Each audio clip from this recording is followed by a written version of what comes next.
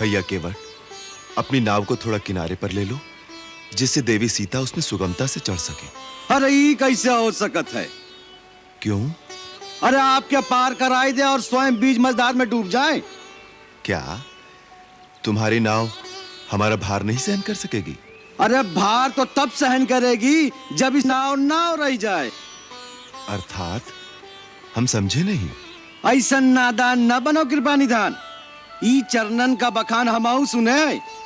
इन्हीं चरणन की रज से पत्थर की शिला सुंदर नारी बन गई। इन्हीं चरणों के जादू टोना से हमरी काट की नैया न जाने का से का बन जाए। और एक बार नैया गई तो केवट की हो गई जय गंगा मैया की। ना भगवान ना, हम आपके नाव पे ना ही चढ़ावेंगे।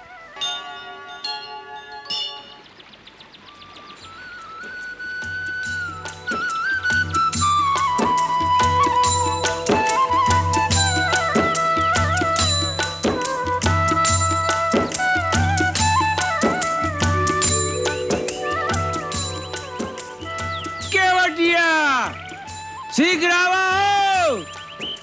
अरे कहाँ मर गए? शीघ्र आओ यहाँ। अरे यहाँ देखो क्या हुआ है। अरे रह जाओ। शीघ्र आओ, देखो यहाँ क्या हुआ है। अरे देखत का हुआ? आवत है। न जाने कौन आएगा बाबा बहन।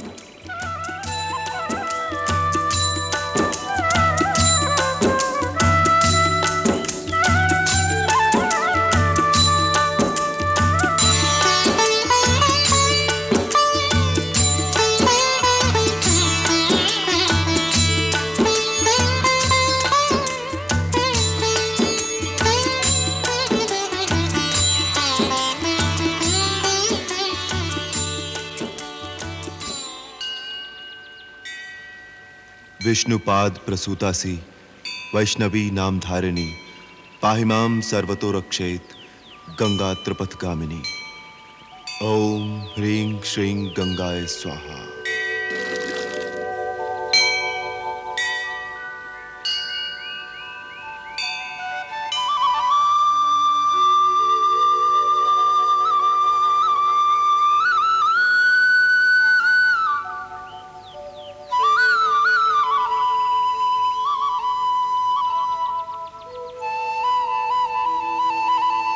अब और कब तक हमारे लिए भाग दौड़ करते रहोगे मित्र?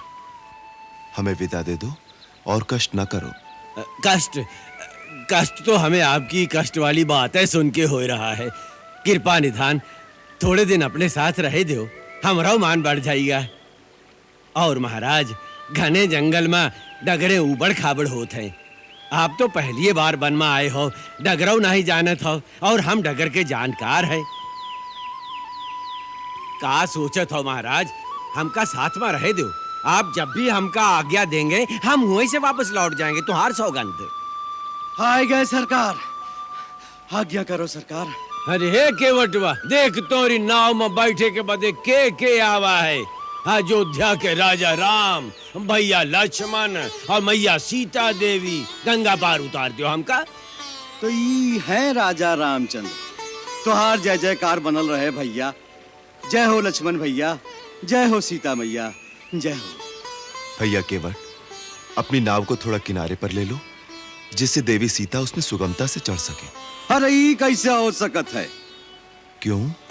अरे आप क्या पार कराई दे और स्वयं बीच मझधार में डूब जाए? क्या तुम्हारी नाव हमारा भार नहीं सहन कर सकेगी? अरे भार तो तब सहन करेगी जब इस नाव नाव रह जाए।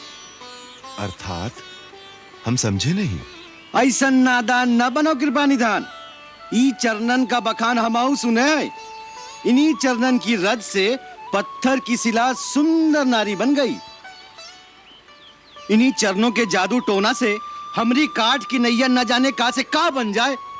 और एक बार नैया गई तो केवट की हो गई जय गंगा मैया की। ना भगवान ना, हम आपके नाव पे ना ही चढ़ावेंगे। तो फिर हम गंगा पार कैसे करेंगे? एक मार्ग है। क्या? यदि इन चरणों की रज में जादू है तो पहले हम आपके चरण पखारेंगे, खूब मल मल कर चरण रज धोएंगे, फिर वो चरण रज वाला पानी पीकर देखेंगे यदि हमें ओकर जादू टोना से कुछ ना हुआ तो नाव पर पांव रखने देंगे बस।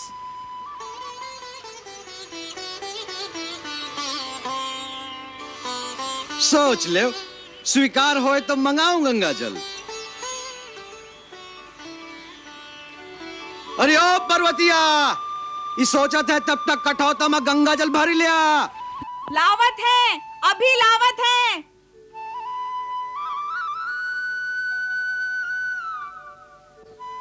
भाई, हम पर शंका मत करो। हमारे पास कोई जादू टोना नहीं है। हम तो तुम्हारी तरह एक साधारण मानव हैं।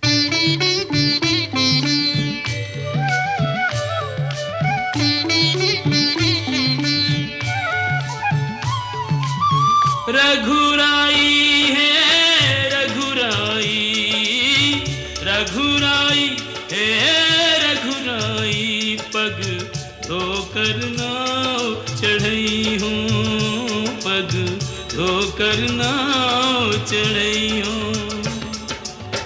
बिन पग धोए सुन मोर राजा, बिन पग धोए सुन दाता नहीं गंगा पार कर रही हूँ, पग धोकर नाव चढ़ई हूँ, पग धोकर नाव चढ़ई हूँ।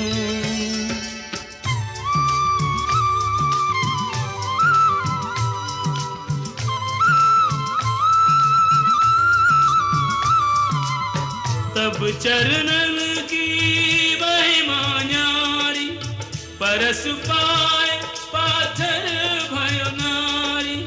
मोरी नैया काठ की नैया, ये बेचारी काठ की नैया। सगरे कुटुंब की पालनहारी, यही सगरे कुटुंब की पालनहारी।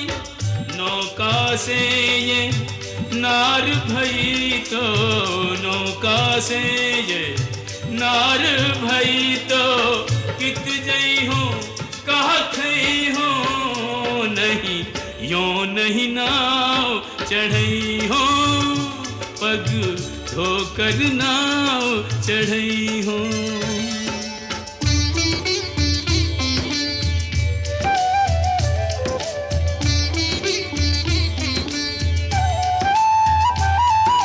कृपा सिंधु बोले मुस्काई, सोई करु जेहि तब नाव न जाई।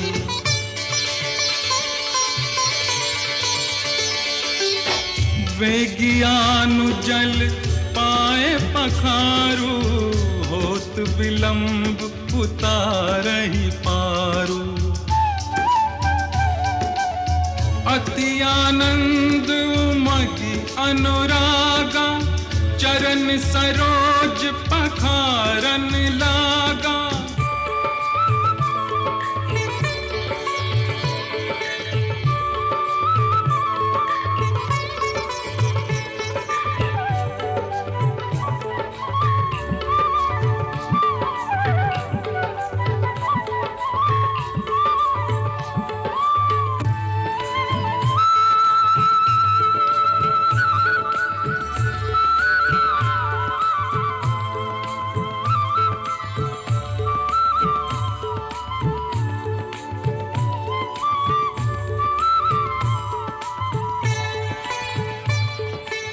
वर्षि सुमन सुर सकल सिहाही, एहि सम पुण्य पुंज को नाही।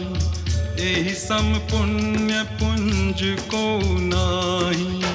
चरणामृत के पान किए ते, चरणामृत के पान किए ते, कछुक भरोसो पई हूँ, अब निर्भय नाव चढ़ई हूँ, अब निर्भय नाव चढ़ई हूँ।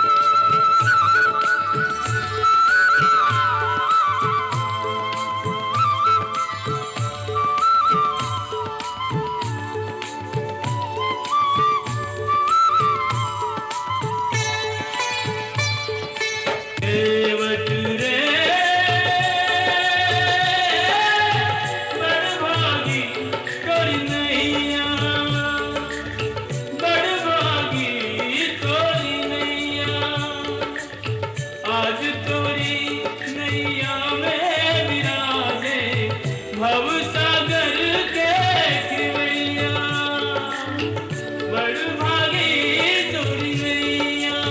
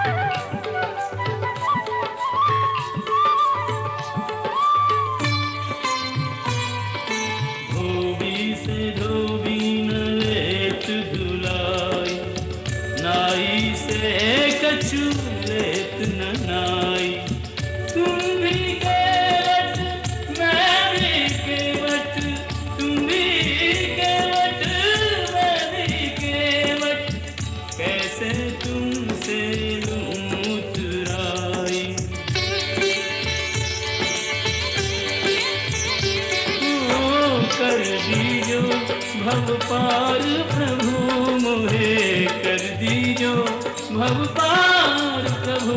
जब घाट तिहारे गई हूँ, अभी उतराई नहीं हूँ, अभी उतराई नहीं हूँ, मैं तो उतराई तभी नहीं हूँ।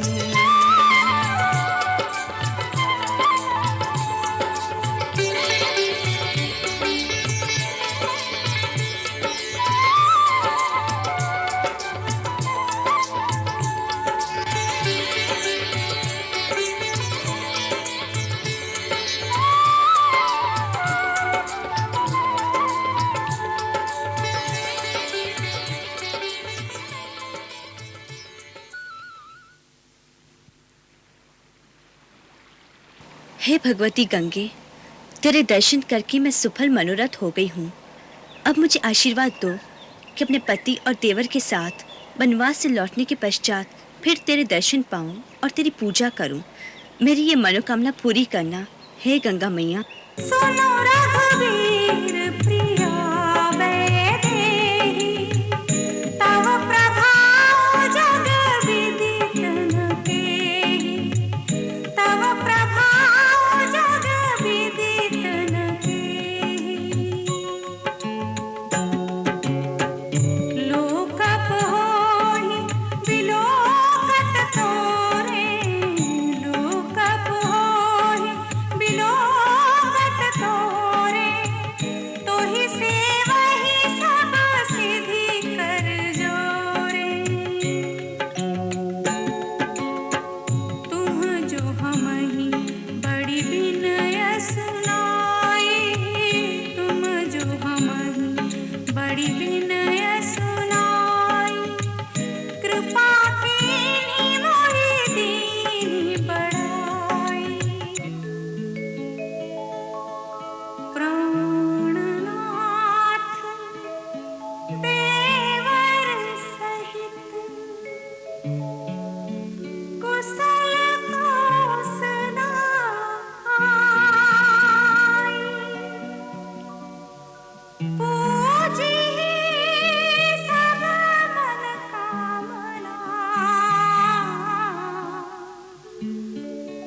सुज सुरहि जग छाई।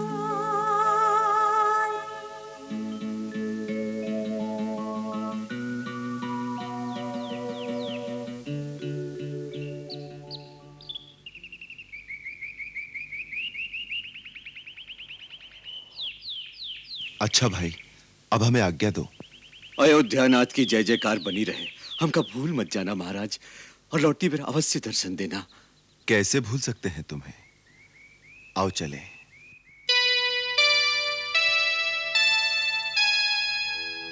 भगति में डूबो बावरो केवट, प्रभु पग धूलि लगावत माथा, दीन दयालु दयानिधि चल दिए, तोड़ के बंधन जोड़ के नाता।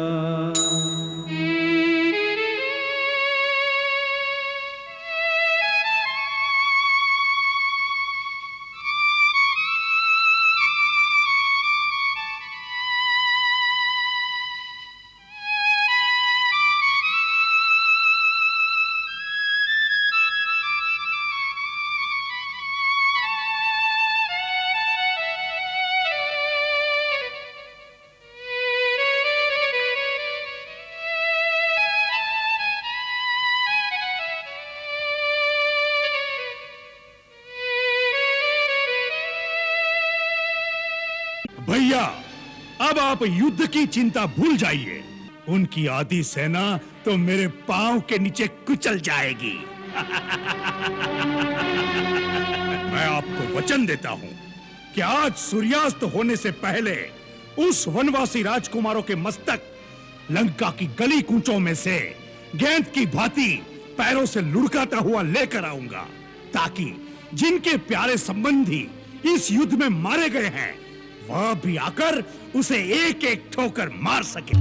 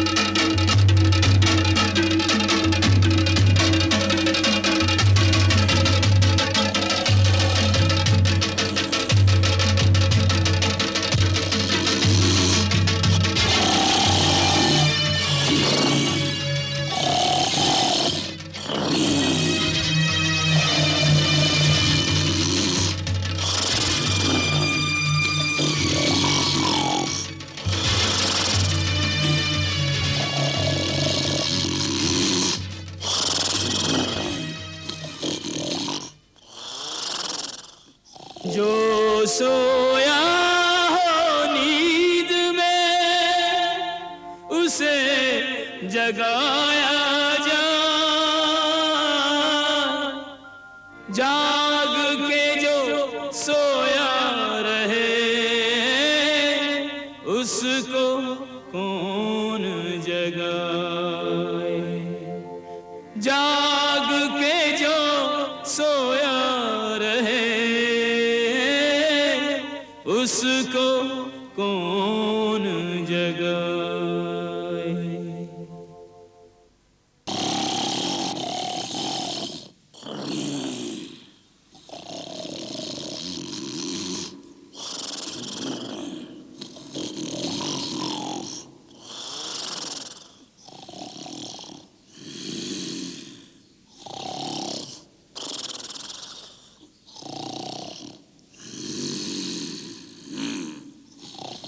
बाजे कान के पास बजाओ।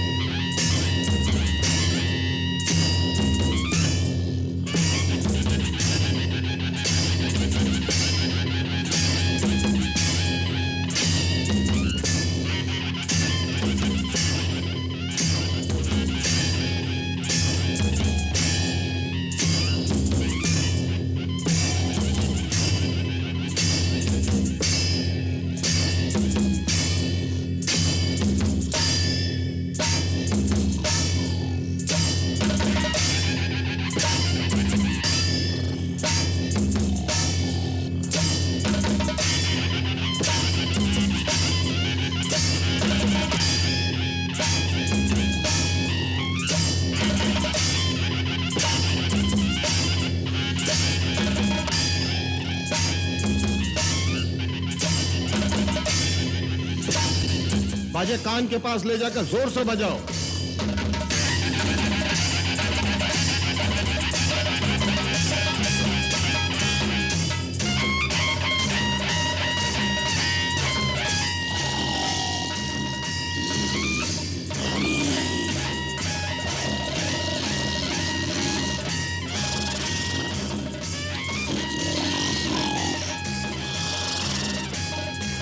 और जोर से।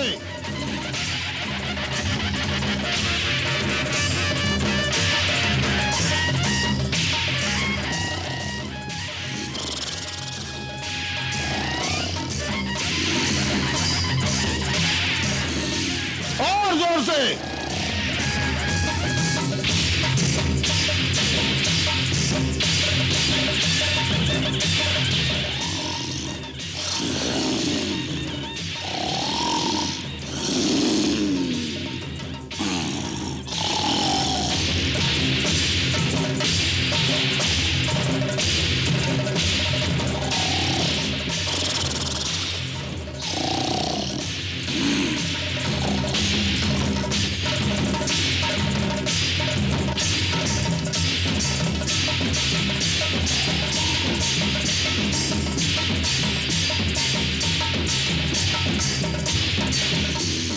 कोई लाभ नहीं।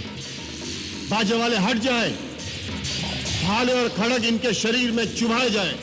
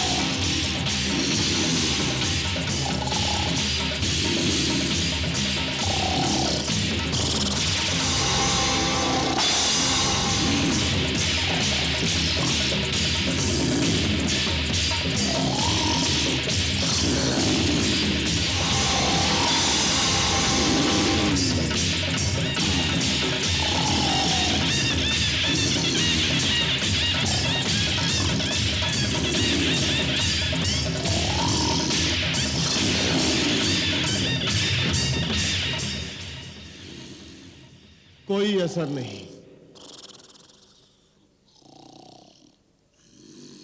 पेड़ और पत्थर लेकर आओ।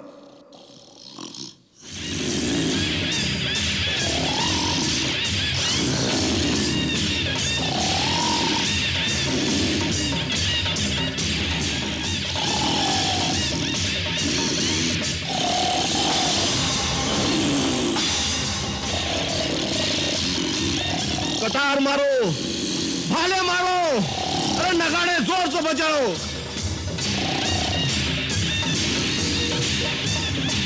इनको उठाने का प्रयत्न करो, जोर से और जोर से।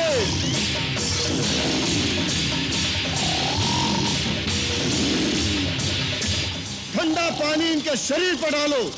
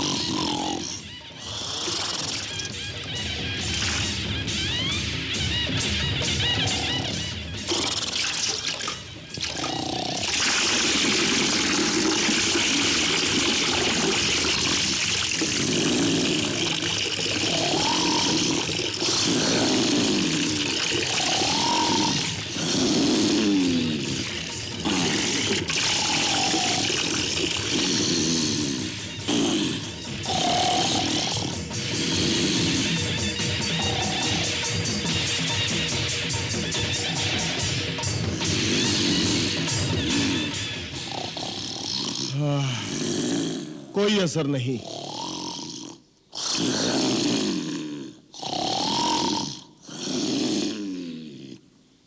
हाथी की चिंगार से जगाओ।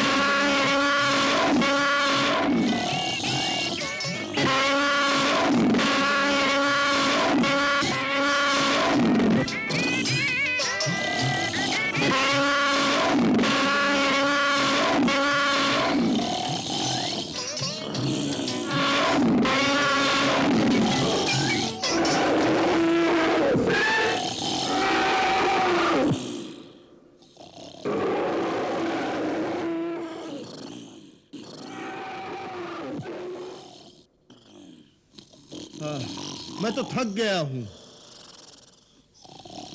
मुझे तो बहुत जोरों से भूख लगी है। आई भूख। महाराज कुंभकर्ण के लिए भोजन का प्रबंध किया जाए। अवश्य उसकी सुगंध से महाराज उठ जाएंगे।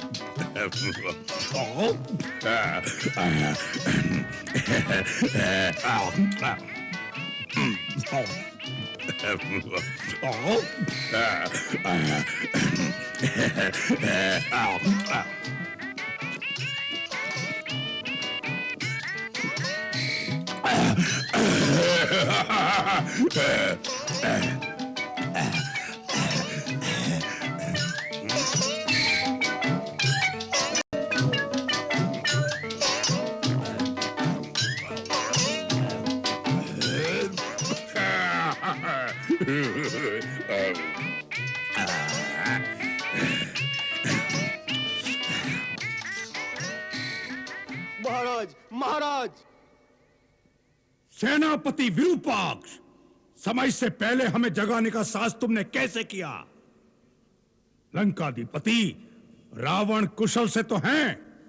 जी छोटे राजा, महाराज रावण सकुशल अपने महल में विराजमान है।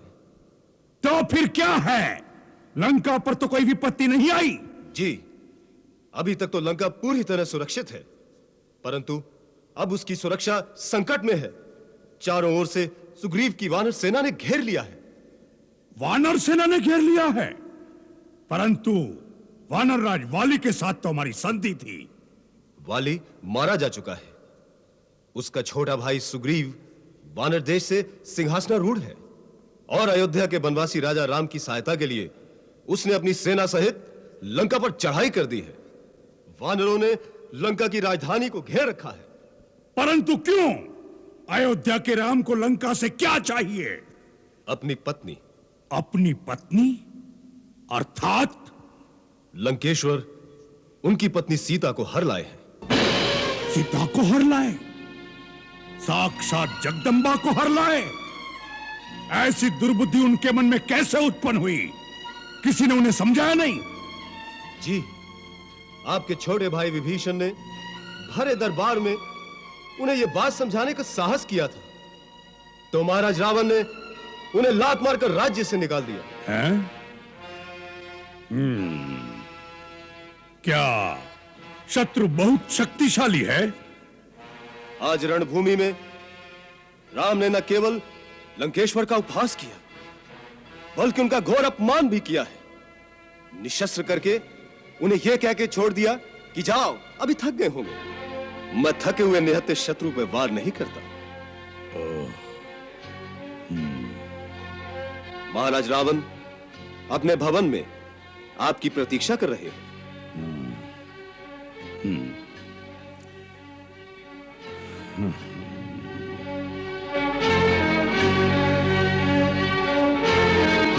वाह, कुंभकर्ण जाग उठा। जी हाँ महाराज, श्रीमान कुंभकर्ण नगर से होते हुए आपके दर्शन के लिए पधार रहे हैं। श्रीमान कुंभकर्ण को देखकर नगर में उत्साह की लहर फैल गई है। अब तो चारों ओर उत्साह ही उत्साह दिखाई देगा। हम विलास भवन की छत पर जाते हैं, वीरवर कुंभकर्ण से वहीं मिलेंगे।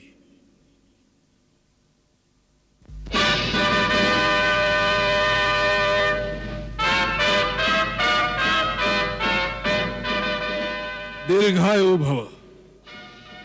महाराज, मुझे जो विरूपाक्ष ने सुनाया है, क्या वह सत्य है कि इस समय वानर सेना ने लंका के गिर्द घेरा डाल दिया है और लंका पर संकट के बादल छाए हुए हैं?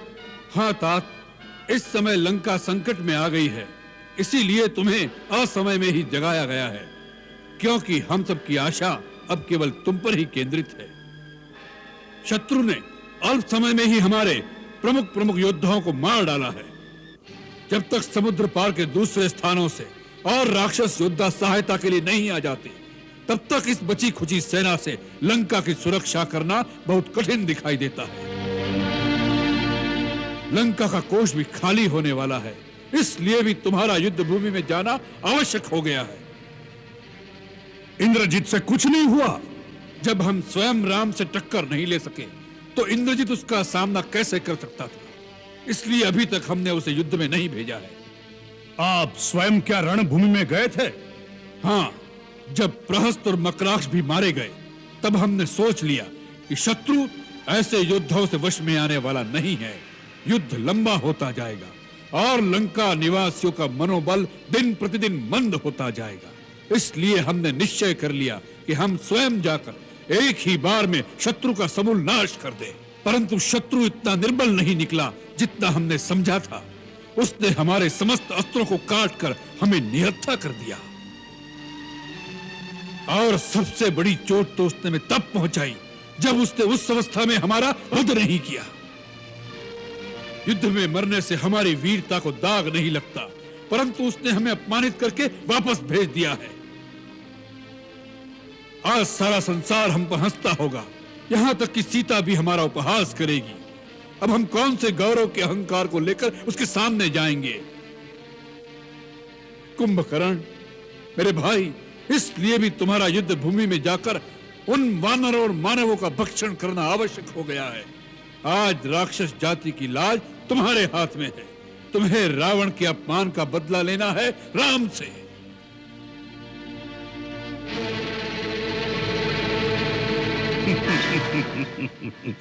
तीनों लोकों का विजेता रावण, जिसके आगे शस्त्रहीन, श्रीहीन और मानहीन होकर रह गया, उस पर भी आपने इस बात पर ध्यान नहीं दिया कि वास्तव में श्री राम कौन है। कुंभकर्ण!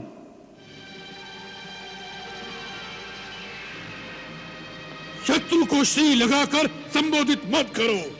महाराज, आंखें बंद कर लेने से सूर्य का प्रकाश लोप नहीं हो जाता। जो तीनों लोकों के स्वामी हैं, स्वयं श्रीमान नारायण है, उन्हें श्री राम ही कहना पड़ेगा। भैया, शायद आप ये भूल गए हैं कि श्री राम से कई पीढ़ियां पहले इक्ष्वाकु वंश के एक राजा ने आपको श्राप दिया था कि जब स्वयं श्रीमान नारायण हमारे कुल में अवतार लेंगे, तब वह उसी न रूप में आपका विनाश करेंगे। वो बात भी भूल गए जो नारद ने मुझे बताई थी कि विष्णु ने राक्षसों का नाश करने के लिए अयोध्यापति दशरथ के घर जन्म लिया है। भैया, ब्रह्मा की बात भी भूल गए। फिर भी आप महारानी सीता का हरण कर लाए, जो स्वयं लक्ष्मी का अवतार है। हमें अपनी बहन के अपमान का बदला लेना था। हमारे भाई के वध का प्रतिशोध क्या हमारा कर्तव्य नहीं था? तो उस कार्य को वीरों की भांति करते।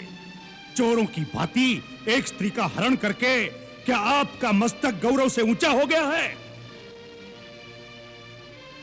शूर्पणखा मेरी भी तो बहन थी। आज मुझे जिस प्रकार उठाया है, उस दिन यह हीन कार्य करने से पहले मुझे जगाते तो मैं आपको बताता कि प्रतिशोध कैसे लिया जाता है। राजा के लिए उचित ही नहीं, यह आवश्यक भी है कि वो हर महत्वपूर्ण कार्य अपने परम विद्वान और सच्चे हितैषी मंत्रियों के परामर्श से ही करे। राजा को चापलूसों और ऐसे स्वार्थी मंत्रियों की बातों में नहीं फंसना चाहिए जो अपना निजी हित और अर्थ स्वार्थ के लिए राजा के साथ अपने देश को भी शत्रु के हाथों बेच सकते हैं। ऐसे ही मंत्रियों के लिए शास्त्र कहता है कि विनाशयन्तो भर्तारम सहिताहा शत्रुभिर्बुधैः विपरीतानि कृत्यानि कारयन्ति ही मंत्रिणा तान भर्ता मित्र संकाशान अमित्रान मंत्र निर्णय व्यवहारेण जानियात सचिवानु उपसंहितान। कुंभकर्ण, यह समय शास्त्र सुनाने का नहीं है। हर बात अपने अपने समय पर ठीक लगती है। यही तो मैं कहना चाहता हूं भैया कि आपने उचित समय पर उचित बात नहीं की। नीति कहती है कि पुरुष को धर्म, अर्थ और काम का सेवन उचित समय पर ही करना चाहिए। जैसे प्रातः काल धर्म का, मध्याह्न काल में अर्थ सेवन का और रात्रि में काम सेवन का विधान है। इन तीनों में भी धर्म श्रेष्ठ है। अतः जहां अर्थ और काम का सेवन धर्म विरुद्ध हो, वहां उन दोनों की उपेक्षा करके धर्म के अनुसार ही चलना चाहिए। सीता का हरण करते समय आपने धर्म और अधर्म की बात नहीं सोची। मंदोदरी भाभी और विभीषण की नीति और धर्मयुक्त बात नहीं सुनी। केवल अपनी काम वासना की पूर्ति का बहाना ढूंढा है आपने। इसी का यह फल है जो आज सारे लंकावासी भोग रहे हैं। एक गुरु या आचार्य की भांति हमें उपदेश सुनाना है तो जाओ, जाकर फिर से सो जाओ। हमें तुम्हारी कोई आवश्यकता नहीं है। यह समय है संकट का। इस समय तुम्हारा क्या कर्तव्य है वही बात करो। मान लिया हमने भ्रम से नारायण को नहीं पहचाना, मान लिया अपने चित्त के मोह में एक स्त्री का हरण कर लिया, मान लिया अपने गौरव और अहंकार में हमने किसी का परामर्श नहीं सुना।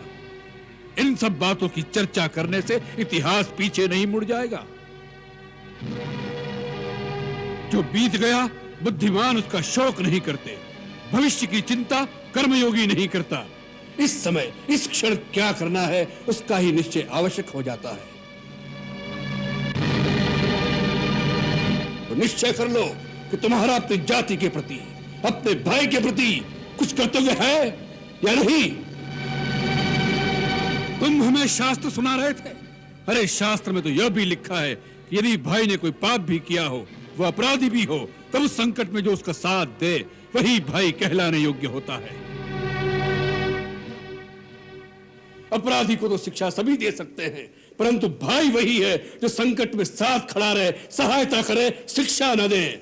ससुहृदयो विपन्नार्थम दीनमभ्युपद्यते स बंधुर्यो अपनितेषु सहायायोपकल्पते। सोच लो, रावण के कारण ही सही, परंतु रावण के साथ राक्षस जाति का विनाश हो जाए, यह तुम्हें स्वीकार है या नहीं? तर्क का समय नहीं है। यदि मन में कोई संशय है, यदि कर्तव्य का पथ साफ दिखाई नहीं देता, तो युद्ध में जाने से कोई लाभ नहीं। जाओ, जाकर सो जाओ। रावण को अपनी आन निभाना और शान के साथ जीना और मरना दोनों आते हैं। जाओ।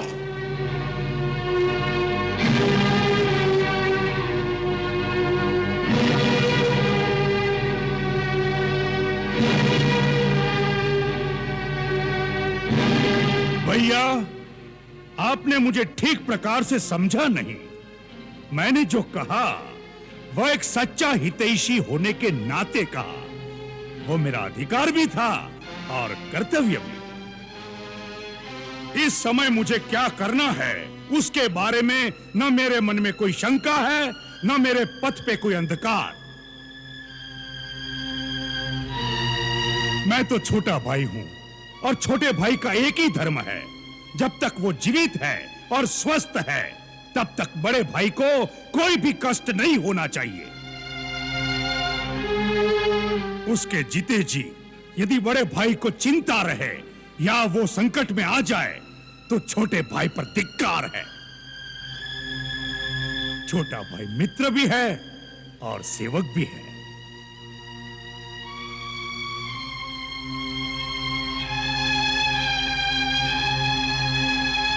कुंभकर्ण, हमें तुम पर गर्व है।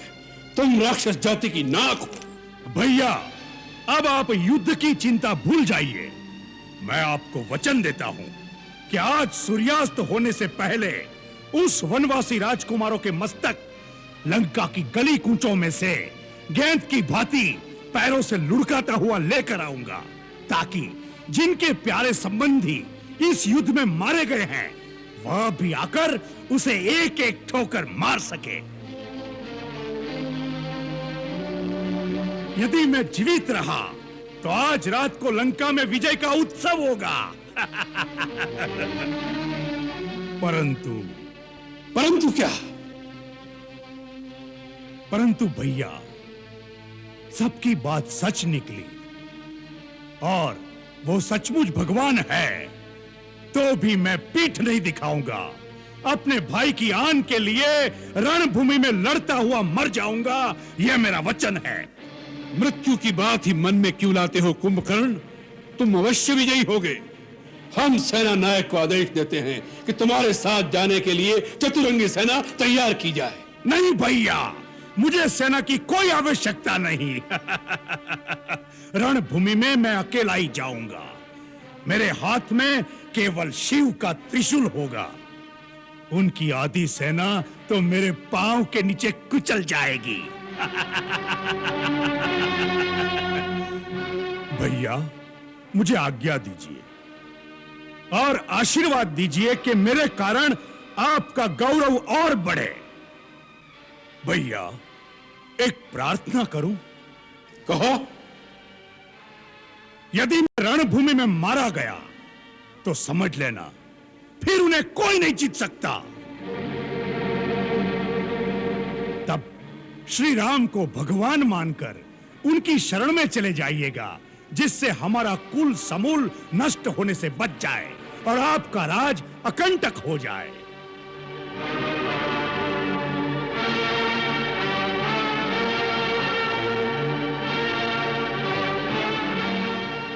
प्राणी जब अपने कुटुंबी जनों के साथ बैठकर ऐश्वर्य भोगता है, तभी वह प्रसन्न और संतुष्ट हो जाता है। यदि तुम जैसे भाई नहीं रहे तो तीनों लोकों का साम्राज्य रावण के लिए किस काम का? भाई भाइयों के बेटे अपने बेटे मरवा कर कैसे ऐश्वर्य भोग सकेगा रावण? जाओ कुंभकर्ण, मृत्यु की बात मत करो, युद्ध की बात करो, युद्ध में विजय की बात करो। जाओ।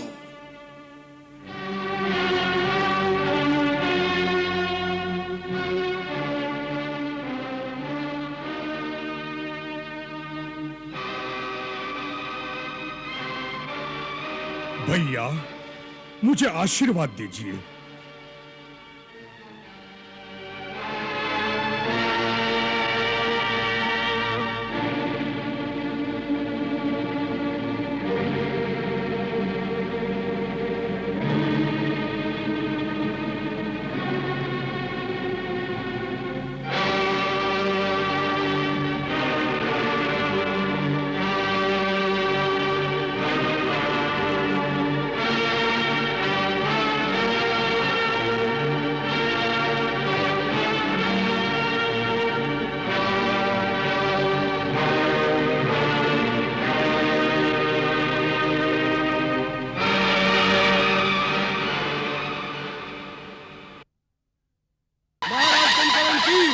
महाराज कुंभकर्ण की जय, महाराज कुंभकर्ण की जय, महाराज। यही धर्म कर्तव्य, यही समयोचित ज्ञान, भाई पर भाई चला होने को बलिदान।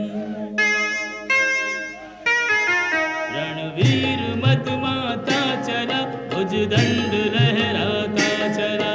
रणवीर मदमाता चला, कंपित धरा पदभार से, नभ गूंजता हुंकार से, नभ गूंजता हुंकार से।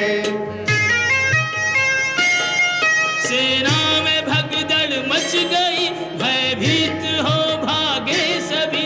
ये कौन भीषण काय है, पग पग जो बढ़ता आए है। ये कौन भीषण काय है, इस ओर बढ़ता आए है।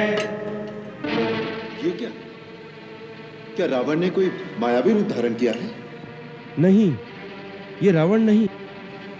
तो कौन है? कुंभकर्ण, रावण का छोटा भाई, मेरा अग्रज। तो क्या इतना विशाल शरीर इसे वरदान में मिला था? नहीं, ये जन्म से ही ऐसा है। बाल्यकाल से ही इसके शरीर में अतुल बल था। ये एक दिन में इतना भोजन खा जाता था जितना कई नगरों के प्राणी मिलकर भी नहीं खा सकते। ब्रह्मा जी को चिंता थी कि ये अगर जीवित रहेगा तो सारे संसार का अन्न समाप्त कर देगा। फिर हम तीनों ने मिलकर घोर तपस्या करके ब्रह्मा जी को प्रसन्न कर लिया।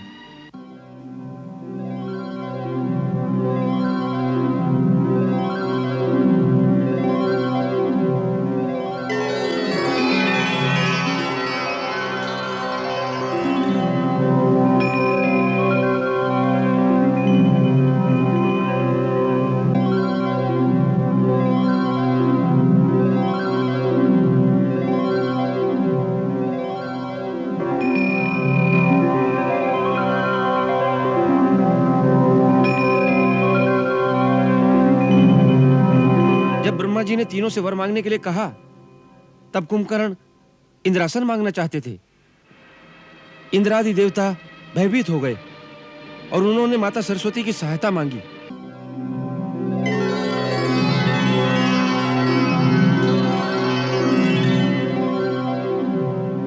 माता, मेरी रक्षा करो।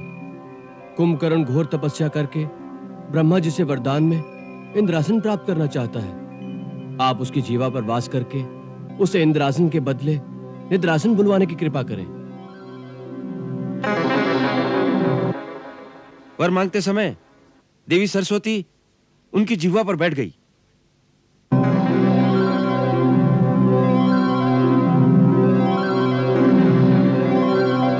और जब ब्रह्मा जी ने पूछा, तब उन्होंने इंद्रासन के स्थान पर निद्रासन का वर मांग लिया। पितामह, मुझे निद्रासन चाहिए। तथास्तु। वत्स कुंभकर्ण, अब तुम जीवन भर निद्रा के आसन पर सोते रहोगे। नहीं पितामह, नहीं पितामह। हे देव, आपने इसे जीवन तो दिया, परंतु यह आशीर्वाद देकर इसका जीवन मृत्यु समान कर दिया।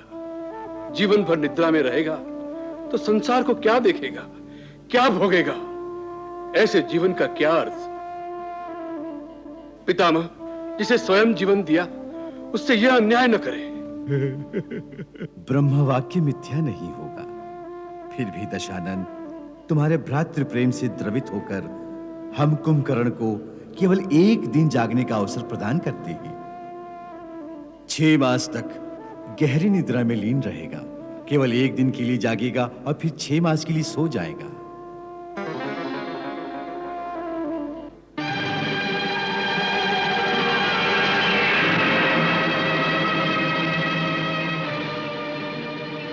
तो क्या इसके 6 मास आज ही समाप्त हुए? नहीं, अभी 6 मास समाप्त नहीं हुए। रावण ने आपत्ति काल जानकर इसे बलपूर्वक जगा दिया है।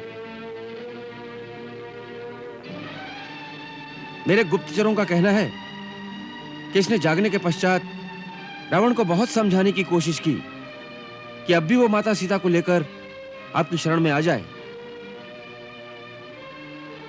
परंतु रावण ऐसी कोई बात सुनना नहीं चाहता और इसे युद्ध में भेज दिया है, क्योंकि कुंभकर्ण एक ही दिन में सारी वानर सेना को खाकर समाप्त कर सकता है।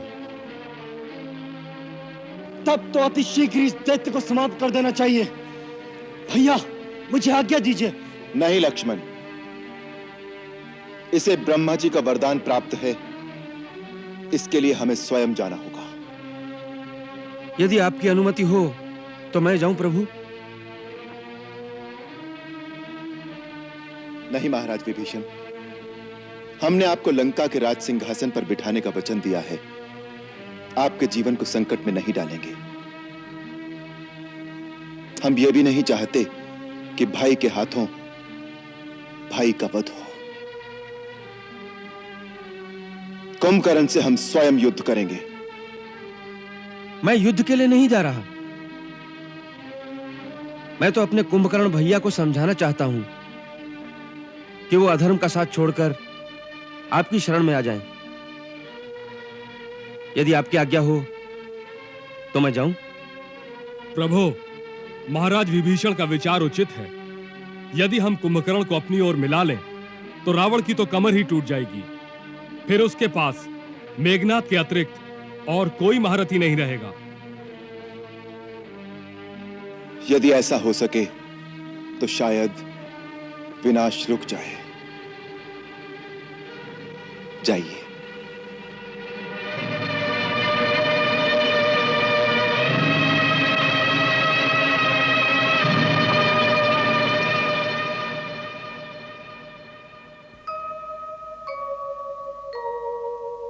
धर्मज्ञ विभीषण चाहे निज भाई को समझाए। है कुंभकर्ण बड़ा ज्ञानी, संभव है कि मान भी जाए। एक अभिमानी की करनी हमें आज कहाँ ले आई। बैरी की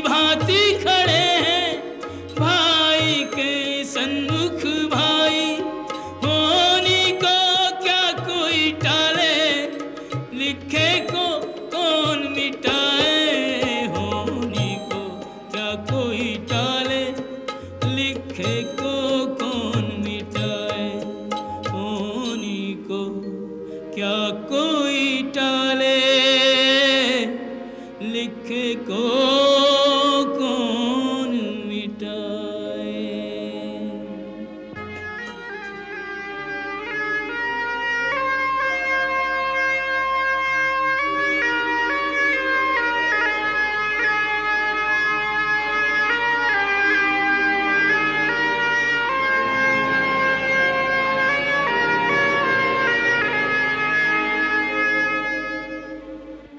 तुझे क्या आशीर्वाद दूं? चिरंजीवी होने का वरदान तो तुझे स्वयं ब्रह्मा दे ही चुके हैं। मुझे इतना ही वरदान दीजिए भैया कि मैं सदा धर्म और नीति के मार्ग पर ही चलूं। मैं कभी अधर्म के मार्ग पर न जाऊं। ये वरदान भी तू ब्रह्मा से पा चुका है। ऐसा लगता है कि अब इन बातों के पर्दे में तुम अपने धर्म विरुद्ध कार्य को छुपाने की चेष्टा कर रहे हो। मैंने कोई भी कार्य धर्म विरुद्ध नहीं किया। क्या धर्म है, क्या अधर्म है, इसकी व्याख्या देश और काल के अनुसार सबकी अलग अलग होती है। नहीं, सत्य एक ही है। वो हर स्थान हर काल में एक ही होता है। सत्य ही शाश्वत धर्म है, इसलिए उसकी व्याख्या भी एक ही हो सकती है। अपने पांडित्य से मुझे मत भरमाओ विभीषण। तुम अच्छी प्रकार जानते हो कि जीवन में कई बार वह अवसर आता है जिसे धर्म संकट का समय कहते हैं। जब यह निर्णय करना कठिन हो जाता है कि उस समय प्राणी का क्या धर्म है, क्या कर्तव्य है, ऐसे ही अवसर पर हर प्राणी अपने अपने संस्कारों के अनुसार ही अपने अपने धर्म का निश्चय करता है। जैसे तुमने अपने भाई, अपने कुल और अपने देश को त्यागना ही अपना धर्म समझा है, और मैंने भाई, कुल और देश के लिए अपने प्राण न्योछावर करना अपना धर्म समझा है। मैंने अपने भाई को नहीं त्यागा। मुझे मेरे भाई ने भरी सभा में ठोकरें मारकर अपमानित करके त्याग दिया है। मैं उनके और उनके कुल के हित की ही बात समझा रहा था कि परदारा हरण हमारा काम नहीं, इसलिए श्री राम से विरोध त्याग कर देवी सीता को वापस दे दो और अपने कुल और अपनी जनता की रक्षा करो।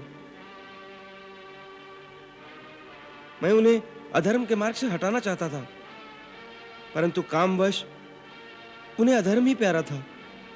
इसमें मेरा क्या दोष है?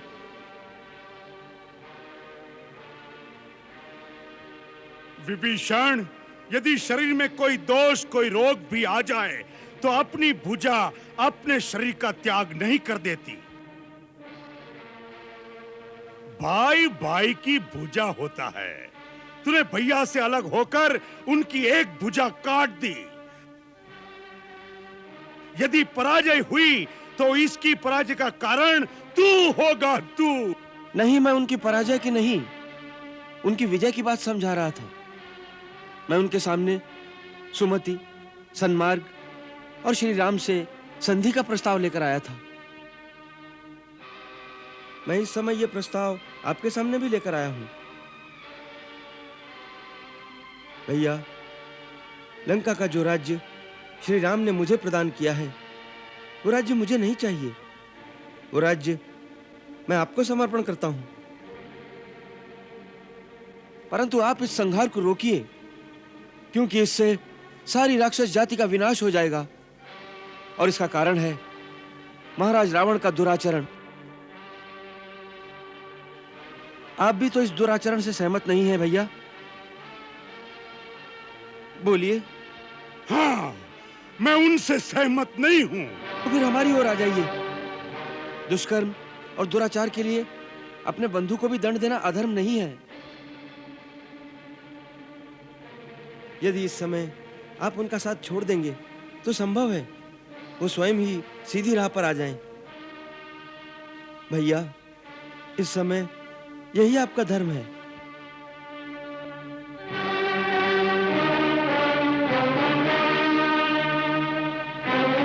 अरे विभीषण, जिसे तू धर्म कह रहा है, उससे बड़ा अधर्म और कुछ नहीं हो सकता। आने वाली पीढ़ी तुझे कितना बड़ा धर्मात्मा और राम भक्त क्यों न माने, परंतु अपने देश, अपने कुल, अपने घर से विश्वासघात करने के लिए कभी सम्मान की दृष्टि से नहीं देखा जाएगा तुझे। अरे जिनसे मित्रता की है, उनके आचरण से कुछ शिक्षा ली होती, भाई के लिए भरत के त्याग को देखा होता, भाई के लिए लक्ष्मण की सेवा और समर्पण से शिक्षा लेता, तो तू अपने चरित्र पर ऐसा कलंक न लगाता विभीषण।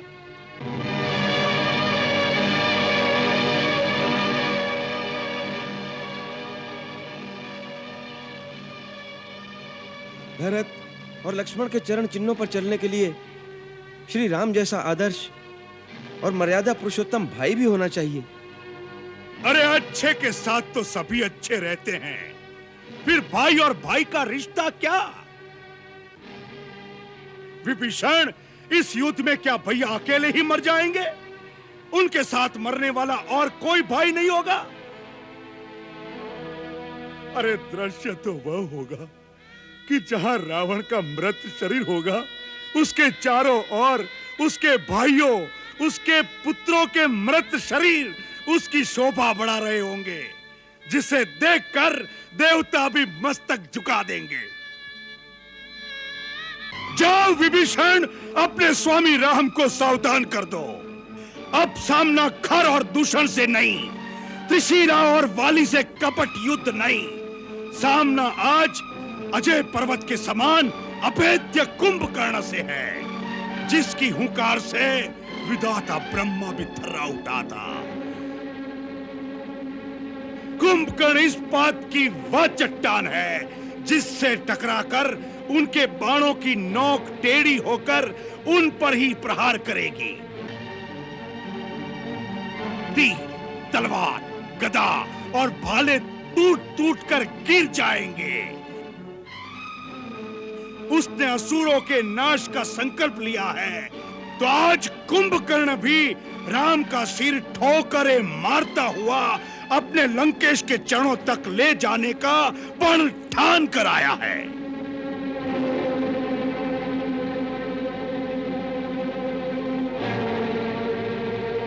जा, जा मेरे भाई, तू निहत्था मेरे सामने मत खड़ा रहे। मुझे अपना पराया नहीं सूझ रहा, अपने आपे में नहीं हूं अब मैं। इस समय मौत मेरे सिर पर तांडव मचा रही है, मरने मारने के सिवा कुछ सूझ नहीं रहा। जा, चला जा अपने स्वामी की ओर से तू युद्ध कर। अपने राजा, अपने भाई के लिए मैं युद्ध करूं। इस समय यही हमारा धर्म है, यही हमारा कर्तव्य है, यही हमारा लक्ष्य है। जा, जा मेरे भाई, मेरे मित्र, मेरे शत्रु, जा।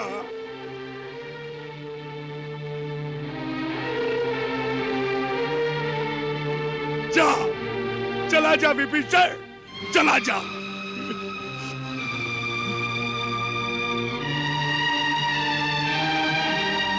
जा, चला जा विभीषण, चला जा।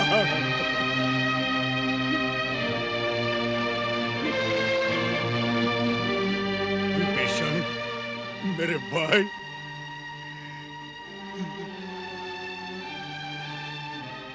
यदि हम सबका मरण निर्धारित है, तो विश्रवा वंश के विनाश के पश्चात हम सबका क्रियाकर्म शास्त्रोक्त रीति से करके अपने कर्तव्य का पालन भी करना, क्योंकि तू अकेला ही बचेगा। भाई से बिछड़ता है भाई, कोई इससे बड़ा आघात नहीं, पर धर्म पे प्राण निछावर हो, ये कम सौभाग्य की बात नहीं। रण में तो भविष्य अनिश्चित है, जीना मरना निज हाथ नहीं, किस तीर पे किसका नाम लिखा ये बात बात किसी को ज्ञात नहीं।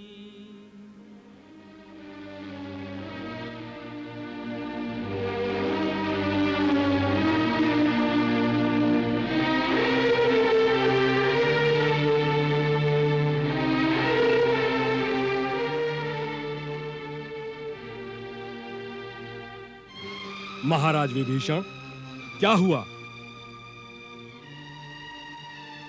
कुंभकर्ण नहीं माने। उन्हें अपने कुल की आन पर बहुत गर्व है।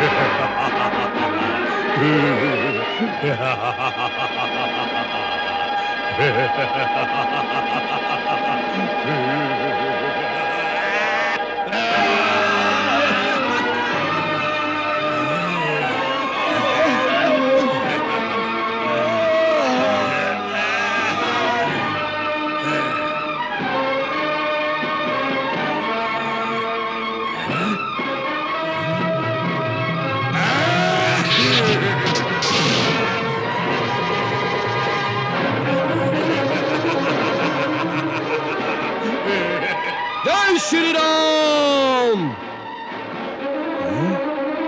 जय श्री राम!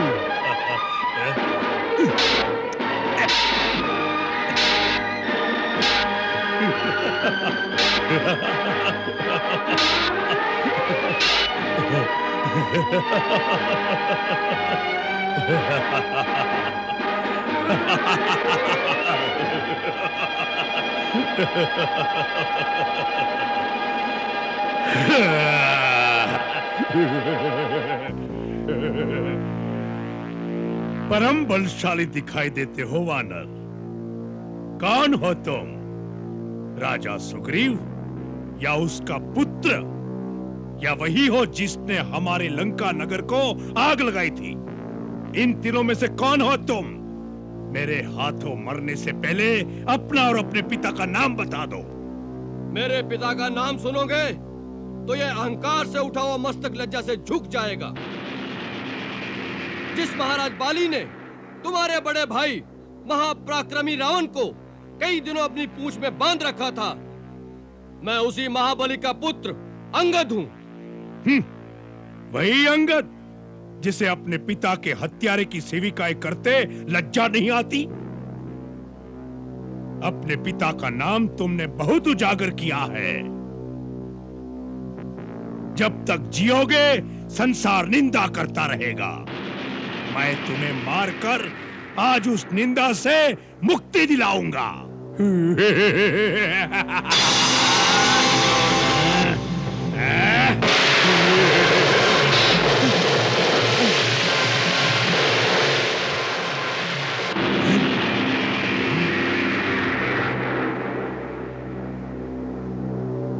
दो योद्धाओं के बीच आने वाले तुम कौन हो?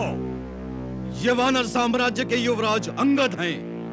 इनकी रक्षा करना मेरा कर्तव्य है। तुम राजा सुग्रीव हो? नहीं, मेरा नाम हनुमान है।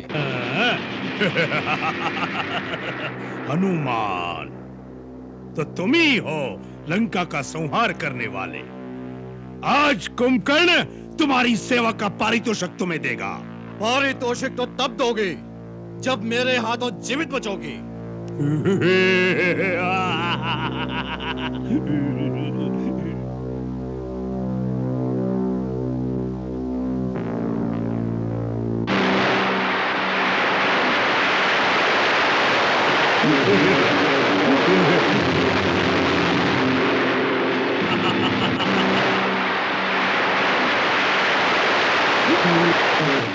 कुंभकर्ण, आज इस पर्वत के नीचे तुम्हारी समाधि बनेगी। मैं तुम्हें इसका भी अवसर देता हूं।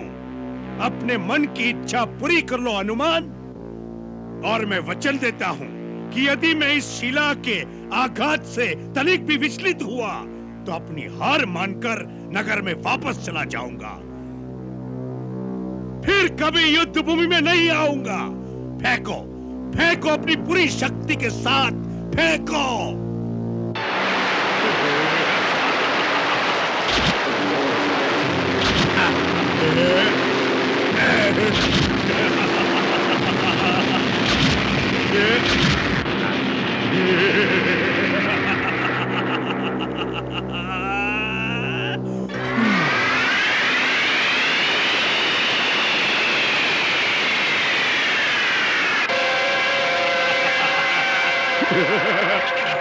हम तुम्हारे साहस की प्रशंसा करते हैं, इसलिए तुम्हें जीवित छोड़ देते हैं।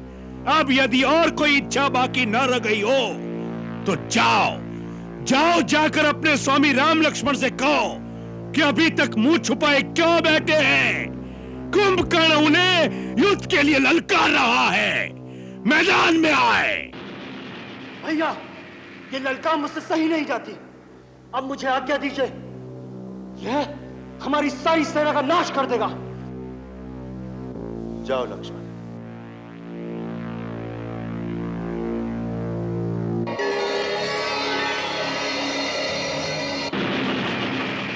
इन बेचारों पर क्यों शक्ति दिखा रहे हो? इधर लक्ष्मण के सामने आओ।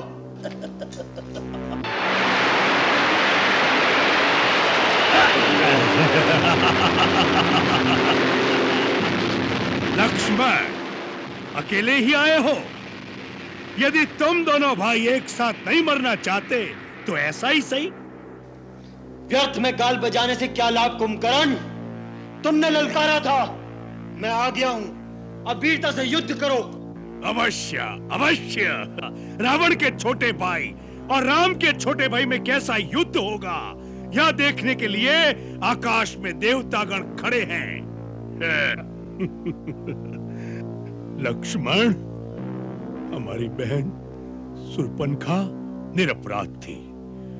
तूने जिन हाथों से उसकी नाक काटी है, आज मैं उन हाथों को काट कर धरती पर फेंक दूंगा, तब मेरे मन को शांति होगी।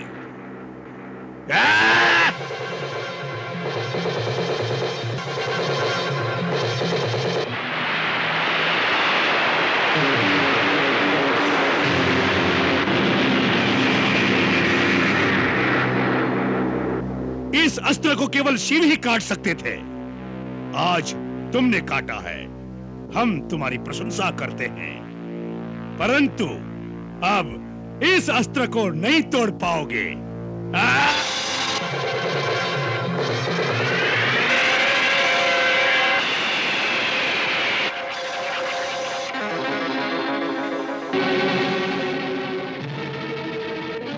तो लो अब स्वयं शिव का अमोघ त्रिशूल।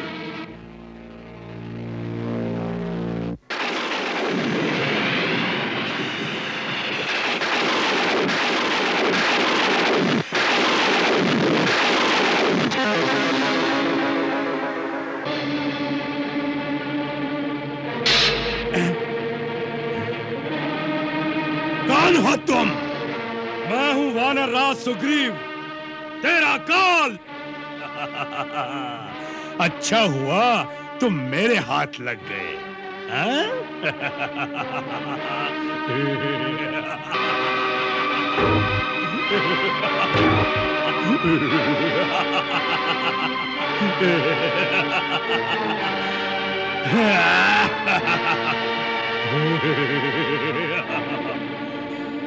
अच्छा हुआ तुम मेरे हाथ लग गए। चलो वानरराज, तुम्हें ले जाकर महाराज रावण के चरणों में डाल दूंगा। तुम्हें छुड़ाने के लिए तुम्हारी सेना को हथियार डाल देने पड़ेंगे। चलो।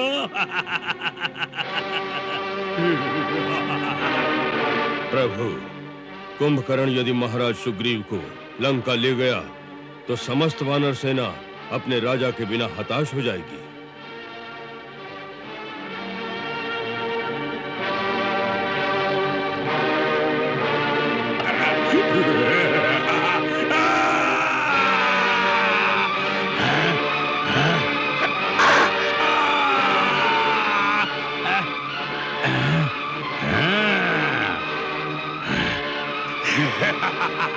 तो तुम भी आ गए, बहुत अच्छा किया। मैं केवल तुम्हारी प्रतीक्षा कर रहा था। मैंने तुम्हारे अनुज को बालक समझकर छोड़ दिया।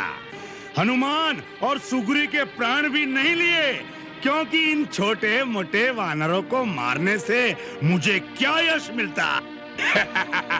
मैं केवल तुम्हारी प्रतीक्षा में अब तक घूम रहा था, बार बार चुनौती दे रहा था कि उसे सुनकर शायद तुम्हारी रगों में क्षत्रिय लोग फड़क उठे और तुम उसी प्रकार मेरे सामने आ जाओ, जैसे यम के पुकारने पर जीवात्मा शरीर से बाहर आ जाती है। ये समझ लो कि तुम स्वयं चलकर मृत्यु के देवता के सामने आ गए हो। मैं मृत्यु के देवता को साक्षात देख रहा हूं, जो इस प्रतीक्षा में खड़े हैं कि कब मेरे बाणों से तुम्हारा मस्तक कटे और वो तुम्हारे प्राणों को लेकर यमलोक चले जाए। इसका निर्णय तो अभी हो जाएगा कि कौन यमपुरी जाएगा। इसका निर्णय तो उसी समय हो गया था जब तुमने विभीषण के परामर्श को ठुकराकर हमारी शरण में आना स्वीकार नहीं किया। हमने तभी समझ लिया था कि तुम्हारे पापों का फल अभी बाकी है, जिसके कारण तुम मुक्ति के द्वार तक आकर भी मृत्यु के द्वार की ओर मुड़ गए। मृत्यु का द्वार देखना चाहते हो तो या लो।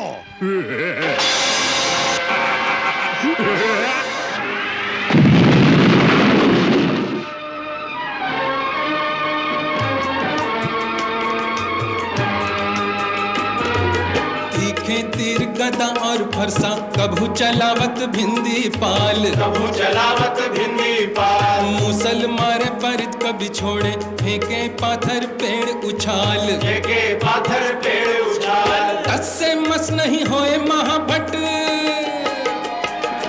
तस से मस नहीं होए महाभट, जैसे कोई गिरिराज विशाल। कुंभकर्ण शिव जी के सूल पे बार प्रहार रहो है संभाल, शिव के एक अकेले ही सूल पे बार प्रहार रहो है संभाल। खट खट खट खट खड्ग बजे और तीखे तीरन की बौछार, तीरन की बौछार। देव महारन देख रहे अरु देवन भेंट किए हथियार, देवन भेंट किए हथियार। एक से एक महाबली जोधा, एक से एक महाबली जोधा, कहू न कहू से मानत हार। जब तक चाहे खेल करे, जब चाहे राम करे संहार, जब तक चाहे खेल करे, जब चाहे राम करे संहार।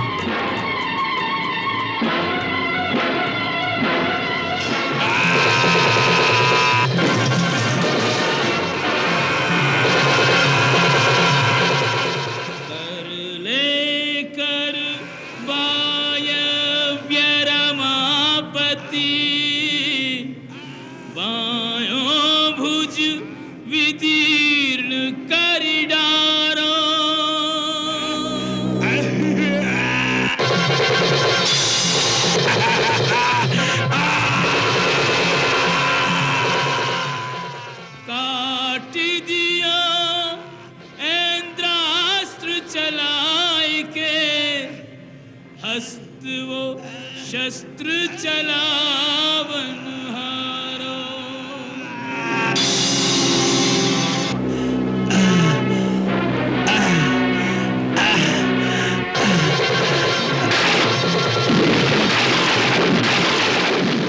शीश समूह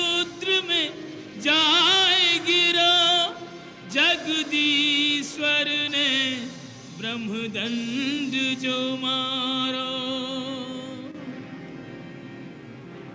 पापी को साथ दियो यही कारण, मारो गयो निर्दोष बेचारा।